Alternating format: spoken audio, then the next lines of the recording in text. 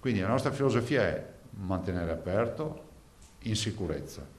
È questa la sintesi migliore della principale novità inserita nell'ordinanza regionale che sarà in vigore fino al 4 dicembre.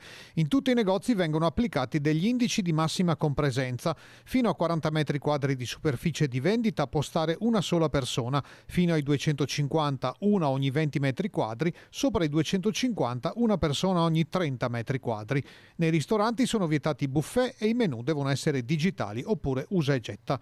Per il resto le norme sono invariate rispetto al testo precedente: attività sportiva all'aperto e passeggiate con obbligo di distanziamento e divieto di assembramento, negozi chiusi la domenica, centri commerciali nel weekend, esclusi alimentari, edicole e farmacie.